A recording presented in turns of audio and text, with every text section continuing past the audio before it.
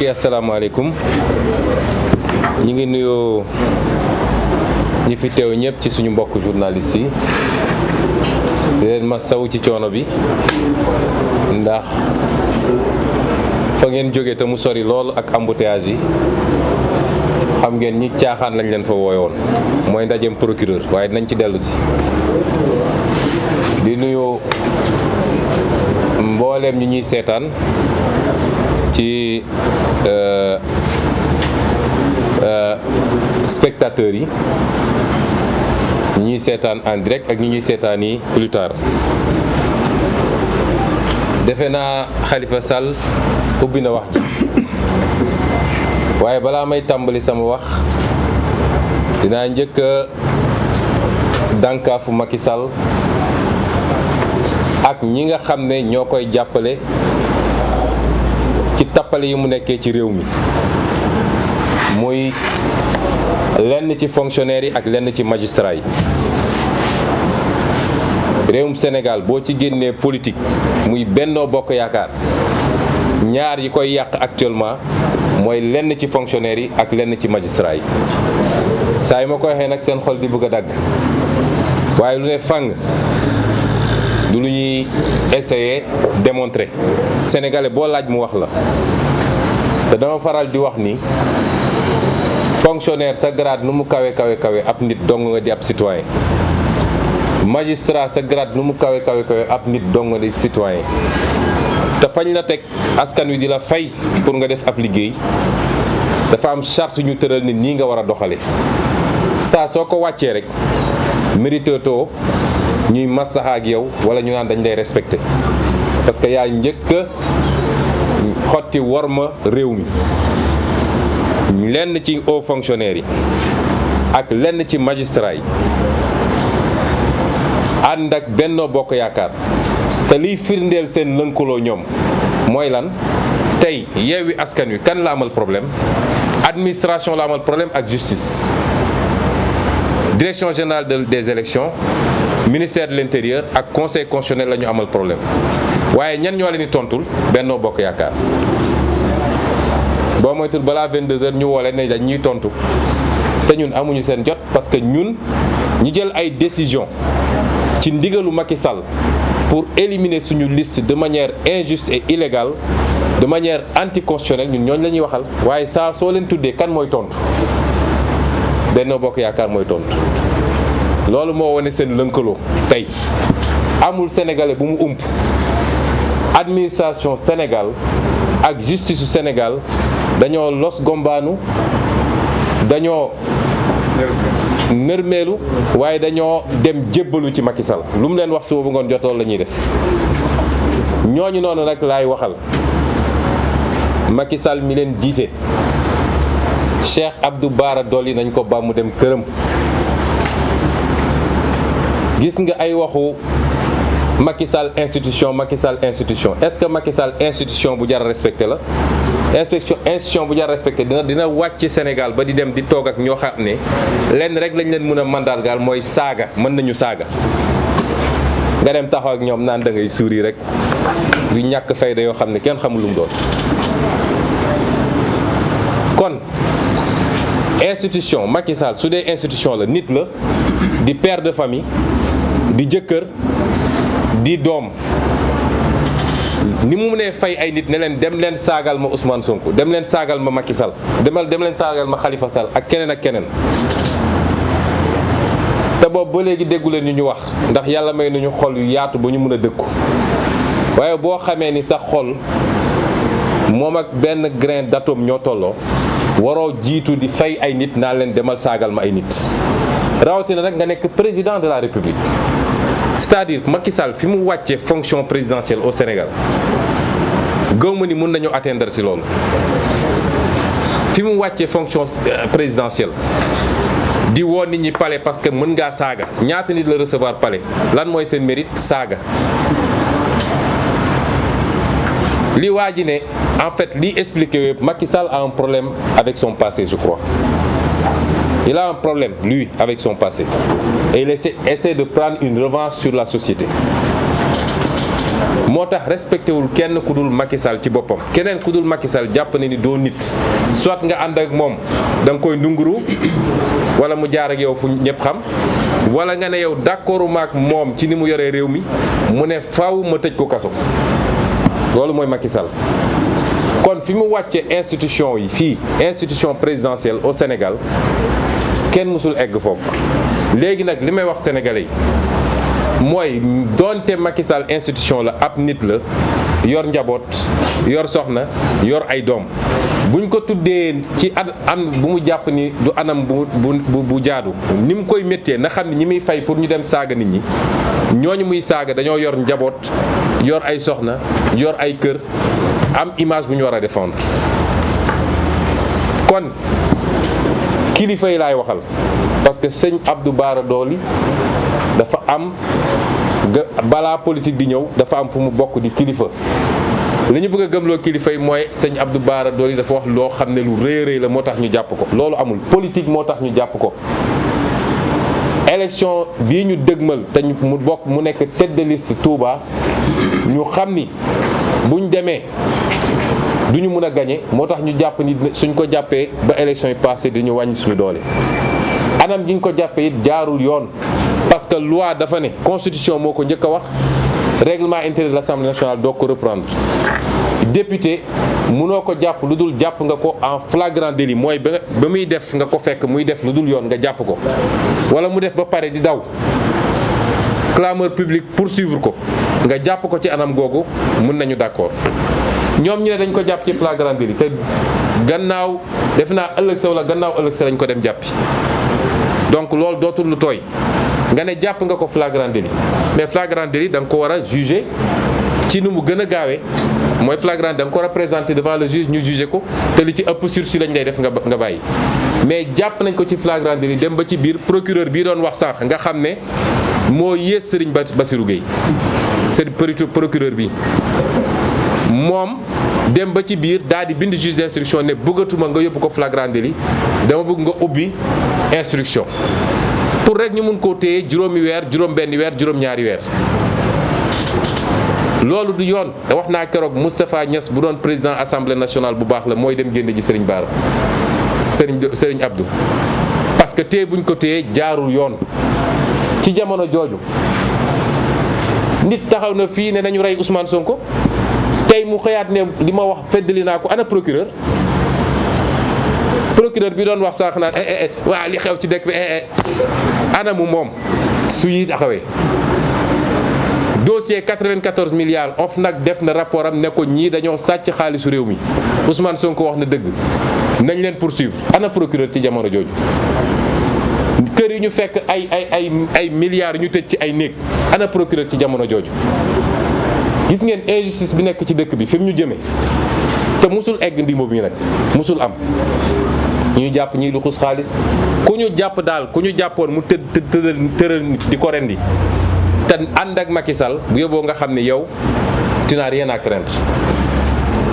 li ñuy wax nii nag su may wax ay menaces de mort ma leeral ko am nga ay dessins animés yu naan dañuy def menace de mort ñun loolu nit ñoo xam ne matuñu sax nit naan dañuy def menace de mort waxuñu ko parce que daf ñoo yëngal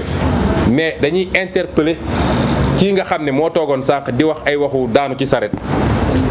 lii lu leer naññ la lu ñëpp teg seen bët te yëkkatiwul benn baaraam loolu moo xew Sénégal. ñaareel bi ma bëgg a wax mooy ñoom li ñu xaw a réussir nag tuuti mooy fexe nañu ba nit ñi waxatuñu ni Benno Bokk Yaakaar warul bokk ci élection yi waaye ñëpp ñi ngi naan Yewwi dafa war a bokk. ma delloo ci xel yi ci lenn conseil constitutionnel forfaiture bi ñu def li ci gën a garaaw du sax ñu ne liste titulaire u Yewwi Askan Wi warul dem waaye le fait que ñu fexe ba dugalaat Benno Bokk Yaakaar te boobu jamono Benno Bokk Yaakaar ay parrainage am ëpp na muy benn parité am respecté wu ko loolu gën a garaaw ci li conseil constitutionnel def. ces 7 charges-là c'est des criminels li ñu def c'est un crime loolu moo gën a garaaw que sax le fait que ñu ne ñun suñu liste titulaire nationale du dem kon dama bëgg ñu delloo ci xel yi ci loolu balaa ñu naan suñu liste nationale dafa war a bokk coow li yëpp mooy Benno Bokk Yaakaar waruloon bokk ci élection bi parce que keneen ku mu doon listam doo bokk ci élection bi ñaata nit la ñu téye parce que nee nañu seen parrainage matul yoon dafa ne parrainage bi bu manqué benn mënoo dem bu ëppee benn mënoo dem Benno Bokk Yaakaar ëppale benn depuis quand conseil constitutionnel nga xam ne c'est le juge de la conformité à la constitution naan l'arrêté d'un ministre depuis quand le conseil constitutionnel est le juge de la conformité à un arrêté ministériel. C'est une honte. C'est une honte ce que la magistrature est en train de faire dans ce pays. Et j'interpelle l'union des magistrats. bu dee dese na leen lenn su dee dese na leen lenn ci dignité ak ci probité nañu jóg wax ci ñoom li ñuy def ñoom magistrats yi ci réew mi. bu dee nag dañ ñoo bëgg a gëmloo ni justice amatul desetul dara lépp a ngi ci loxo Macky Sall ñu xam ni on a un pouvoir exécutif amuñu judiciaire amuñu législatif pouvoir exécutif la ñu am boo xam ne ay juges yu koy jaamu la ay fonctionnaires yu koy jaamu la looloo fi des ci réew mi. Et donc ñetteel bi ma bëgg a wax mooy arrêté préfet bi li préfet def dafa symboliser li ñu def suñu administration léegi li des ci administration. Le gouverneur laa bëgg a wax sax gouverneur d'abord parce que le gouverneur de Dakar ku ma xam bu baax la maag moom ñoo bokk promotion ENAM chaque 5 heures ñoo doon football au terrain ENAM xam naa ni ku baax la. waaye Alhassane gis nga àdduna yenn saa yi nga jël sa responsabilité ñu affecté la feneen sax moo gën nga nangu ñu associer sa tur ci njombe yu mel nii. moom gouverneur Alassane Sall sama frère la je le connais xam naa nit ku baax la l'esprit noonu lañ ko doon wooye bi ñuy football l'esprit waruñu laa wàcce ba ci lii rafetul carrière jarul yenn yi nit sa dignité ak sa diggante ak sa borom amul lu ko war a jar lu dul ay carrière Macky Sall wax na Antoine Diome wax na et cetera parce que moom ci boppam ñu signé la loolu xam na ni article bi ñu wax yéen journalistes yi la jublu te pourtant yéen journalistes yéen a ngi ni di couvrir suñu conférence de presse bu meeting amee di ngeen ñëw article bi amul benn rapport avec la liberté de manifester ou de se regrouper amul. dafa ne période préélectorale bi yéen waru leen couvrir propagande électorale ñoom suñu cohérent ak ñoom te yéen ñëpp dañ leen war a ñëw roñ kon moom Alhassane xam na ni liñ ko signaloo te wër na ma sax dañoo bind rek ne ko signal mu signé xam na ni lii dëppoowul ak yoon waaye c'est à ça que notre administration est réduite et c'est triste. réew mi bu ñu koy defaraat justice ak administration la ñuy njëkk a jublu ay réformes parce que justice bu nërmaloo ci réew rek dara desu fa lépp mën na nërmalu ci réew ba mu des justice. te soo waxee rek ñu làqat waaye l'institution judiciaire nangam les plus grands ennemis de l'institution judiciaire sont dans la magistrature loolu mooy dëgg. kon arrêté gouverneur bi c'est un arrêté illégal mënul servir de base à une interdiction. préfet bi li mu def tey mënul légal parce que préfet bi ñaar la wax bu njëkk bi mooy menace de trouble à l'ordre public te saa waxuñu nag menace de trouble à l'ordre public bi lan la de xam naa MFDC mooy ñëw ak toutes ses bases à la place de l'obélisque peut-être que sax Macky moo leen di jox kaar ñu ñëw. lan mooy menace à l'ordre public ñun di semaine ba le def nañ fi manifestation dara yënguwul manifestation bu mucc ayib ñu pare ramasse mbuus yeeg yëpp defaraat place ba mu rafet nit ñi ñibbi. moo tax d'ailleurs li ma wax léegi gis ngeen procureur il faut Yewwi Askan Wi déposer une plainte contre le procureur parce que ñu def manifestation ay une semaine coow amul dara amul nga toog ba tey nañu suñu manifestation boobu insurrection la woon. est-ce que procureur bopp bi yuur bi normal na ñu def seen manifestation une semaine plus tard dara yëngatuwul pétard sax dégguñu ko nga jékki-jékki inventé say ay histoire ne manifestation bi insurrection la woon. ana les signes de l'insurrection? kan la ñu xeexal? fan la ñu dem? est-ce que dañoo déloger palais? est-ce que ana signe insurrection? loolu mu ñu jiiñ nag on va déposer. On va demander à nos avocats de préparer, on va déposer une plainte contre vous. Parce que toog yor fonction rek foog ni lu ne mën nga ko teg ci deru nit ñi dafa yomb. Procureur waxul dëgg xam na ni insurrection amul te nous l'interpellons personnellement parce que dafa am loo xam ne nit su koy def mun nañ ne c'est des actes et des propos détachables de sa fonction. Fonction procureur du lii li mu wax tey politique la.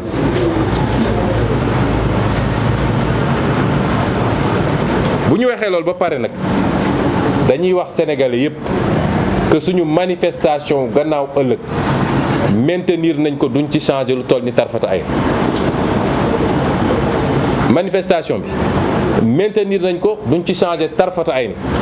man dama ne sax est-ce que waruñu koo dem defi place de l'indépendance waaw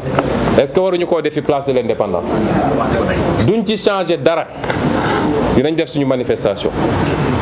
Parce que nag li ma bëgg incha allah bokk li ma bëgg sénégalais yi xam gis nga li ñuy xeex nii du ay poste yu ñu bëgg fii amul kenn ku fi poste député ñi fi toog ñëpp daanaka presque mus nañ nekk député ministre ak yeneen man mii di wax ak yéen bëgguma nekk député bi ñu waxee dama leen ne woon am naa mandat bu may gérer à Ziguinchor dama bëgg a concentrer wu ci loolu. ñu xool nag nu ñuy préparer élection présidentielle waxtaan moo andi ba ñu convaincre ma ne dinaa dugg su ma nekkoon député it damay choisir diggante la ma war a def Ziguinchor ak député parce que man gëmuma cumul de fonction. kon ñun député feesul suñu bët nekk nañu député ba tey ji 5 ans nekk naa ko député ñeneen ñëpp fii Déthié nekk na ko Aïda Mbodj nekk na ko Habib Sy Khalifa Sall et cetera. kon lan mooy poste député ñun xeexuñu pour poste mais principe la ñuy xeexal mooy lii suñ ko nangulee Macky nañu xam ni c'est fini ci Sénégal. nit ñu bëri dañuy woo naan ñu way moom bu leen ko topp ci loolu xam ngeen décaler leen mbir mi et cetera looloo tax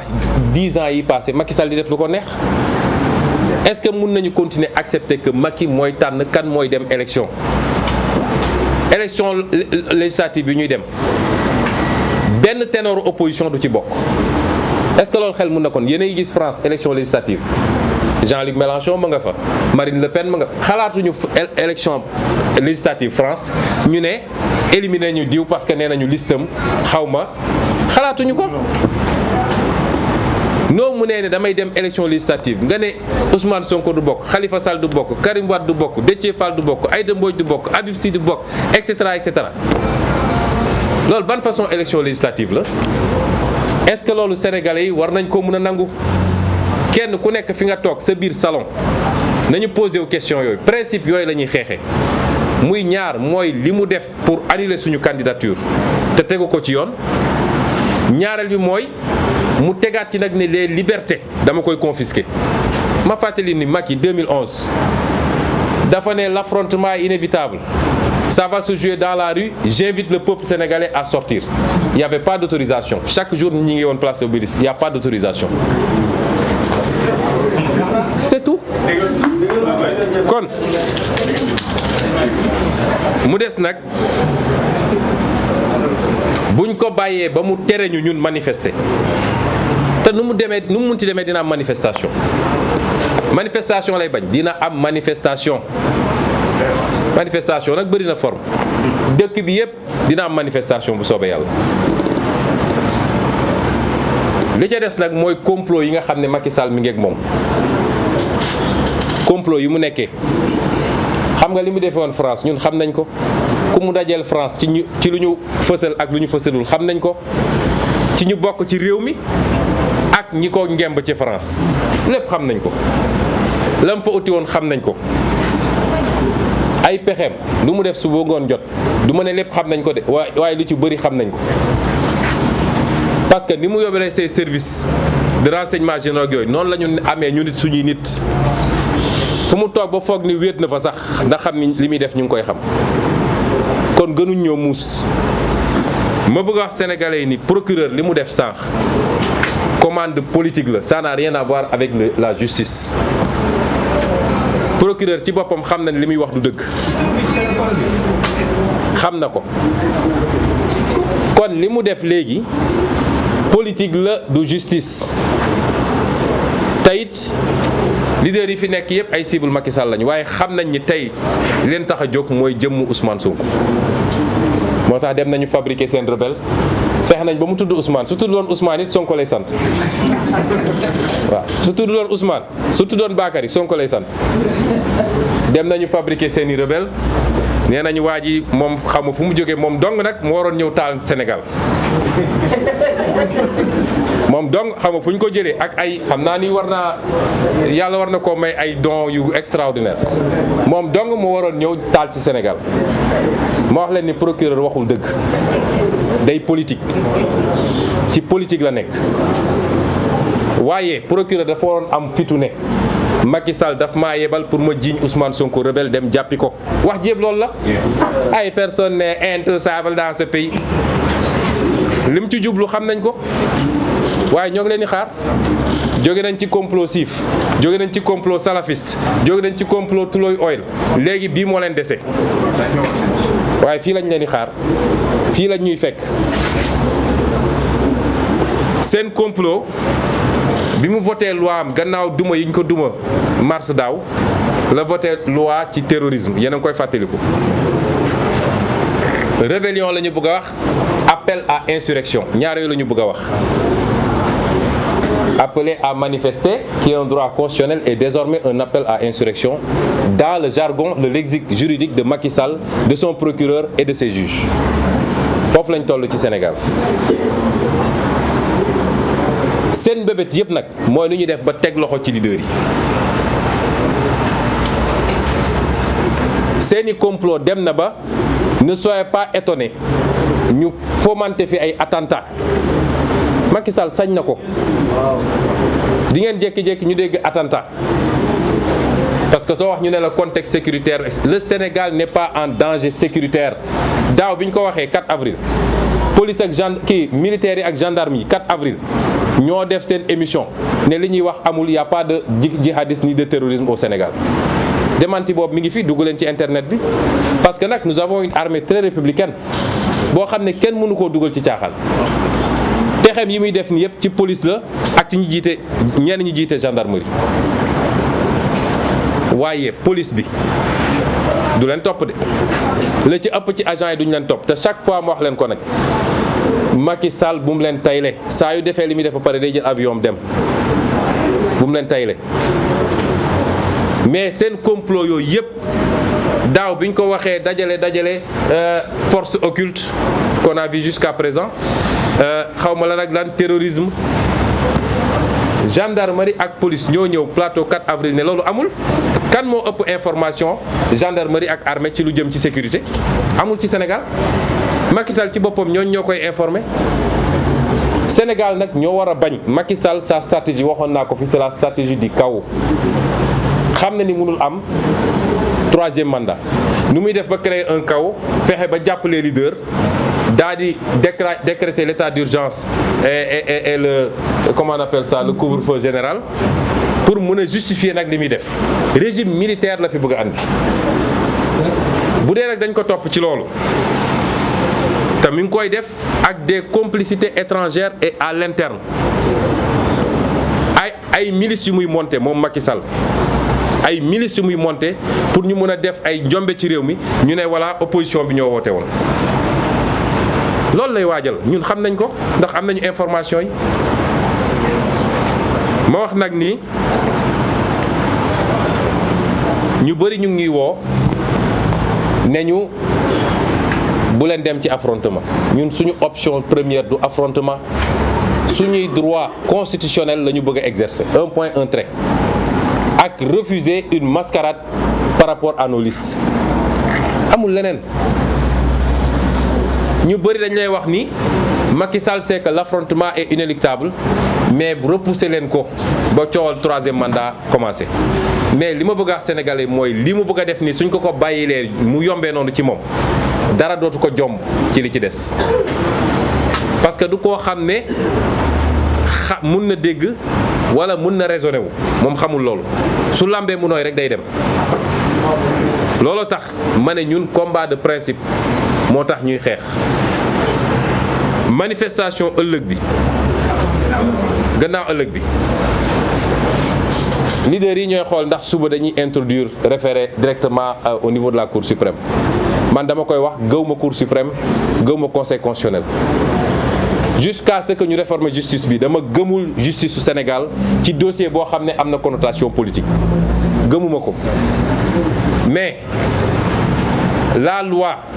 d'abord l'article de la Constitution dafa ne liberté de manifester sénégalais dama bëgg mu leer mooy sénégalais bu nekk am nga sañ-sañu ñaxtu te waxul ni da nga war am autorisation de dafa ne da nga ko war a yéegal rek autorité bi. La loi de 1978 sur les manifestations lan la wax dafa ne autorité administrative mun na interdire un regroupement wala une marche mais ci ñaari conditions te ñaari conditions yi dañu war a daje dama bëgg ñu déglu ñu bu baax. Donc interdiction bi c'est l'exception c'est pas le principe mais pour mu am il faut que ñaari conditions yi daje bi ci njëkk mooy il faut mu prouver ni am na menace à l'ordre public prouver gu ko de wax ñu lan mooy menace loolu moo tax ñu ne procureur génnal ne gis nañ fi ay rebelles yu bëri Salif Sadio sax mi ngi Dakar ay waxu daanu saret yoo xam ne kenn xamul lu mu doon. ñaareel bi mooy ñu prouver que ñoom amuñu suffisamment de force de l'ordre pour encadrer la manifestation ba menace de trouble à l'ordre public boobu du am ñaar yooyu il faut mu daje. Or su ngeen seetee arrêté préfet bi benn la ci wax kon arrêté bi c'est illégal dafa ne menace à l'ordre public mais waxul ni man préfet awma suffisamment de policiers de gendarmes pour encadrer la manifestation te gis nga loolu Cour suprême ci boppam génn na ci arrêt yu bëri ma jox leen ci ñeent rek. En 2011 Alioune Tine Rado contre État du Sénégal. En 2016 Amnesty International contre État du Sénégal. En 2018 Église du christianisme céleste contre État du Sénégal. Et en 2019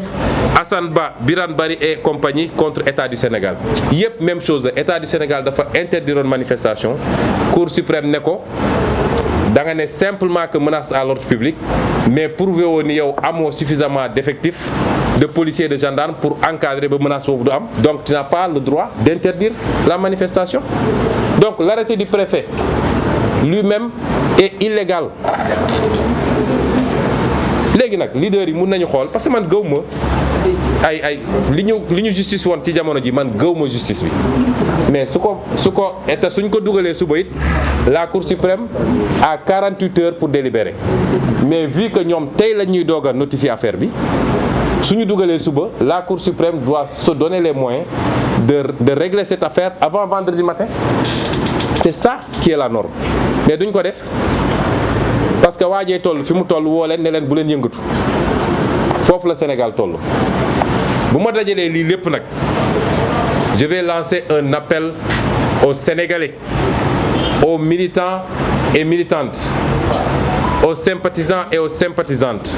à tous les Sénégalais et Sénégalaises épris de justice. Appel bi ma leen lancé woon daaw laa leen di waxaat c'est un appel à la résistance. Constitution moo ne ku ñu dénk nguur muy jalgati yoon di utiliser les moyens d'État pour dal ci kaw Sénégalais yi pour dal ci kaw opposition bi Constitution may na la droit nga résister. Ni mu valable woon daaw ci mois de mars la valable tey lu bëri ci Sénégalais yi dañu jàpp ni mobilisation bi Sénégalais yi affaire u liste jaralagu leen ñu mobiliser wu.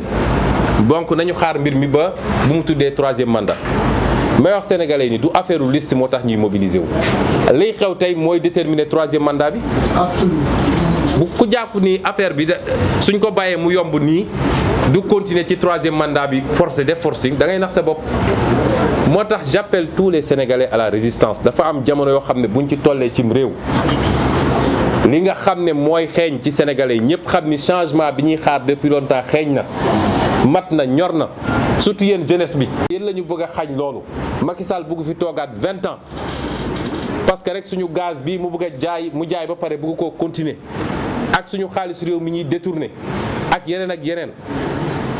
su ngeen seetaanee ba lii romb facilement suñ ko seetaanee ñun ñëpp ba mu romb facilement dinañu màtt suñu baaraam te duñu am fuñ ko jooyee.